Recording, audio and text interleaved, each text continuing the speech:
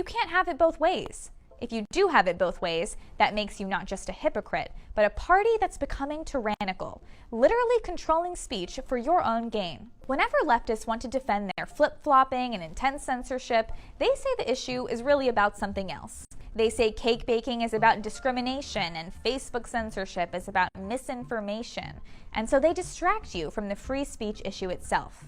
As long as they can provide a reason for censoring your speech, it's okay. Now let's look at the issue of baking a cake, for example. Masterpiece Cake Shop in Colorado was asked to bake a custom cake with a message.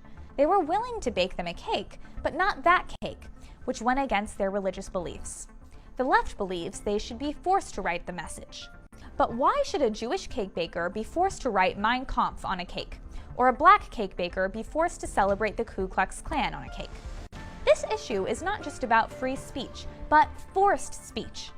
Forcing someone else to write a message they don't believe in is a step too far. If you want to write a message on your cake, that's different. But compelled speech, which is what the Democrats are in favor of, strips us of our religious freedom, values, and personal liberty. Even though this cake baker prevailed in the Supreme Court, the left is still after this cake baker with another lawsuit, this time trying to force him to make a pro-trans message on his cake. They never stop.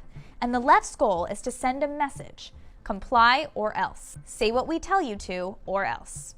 On social media, leftist CEOs are censoring and banning conservatives on a whim. This started years ago, but has progressively gotten worse.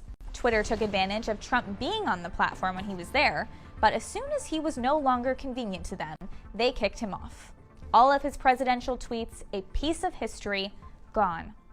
The fact that a president's tweets, his literal words, as special as speeches and other historical documents, are just erased is ridiculous. Meanwhile, of course, all of Obama's tweets are up for people to see, his presidential tweets archived, and he's still tweeting on the platform today. So the left doesn't care about having a diversity of opinions or even respecting a former president. The left has one goal: censor, destroy. Why is the left in bed with big corporations while Republicans are more populist, speaking up for the people?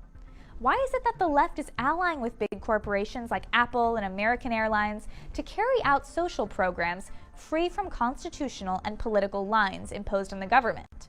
It's almost like government control isn't enough for the left. They need to control the private sector too.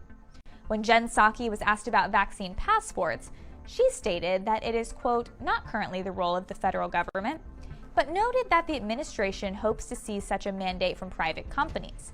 She said that there are, quote, private sector entities, universities, institutions that are starting to mandate, and that's an innovative step that they will take and should take.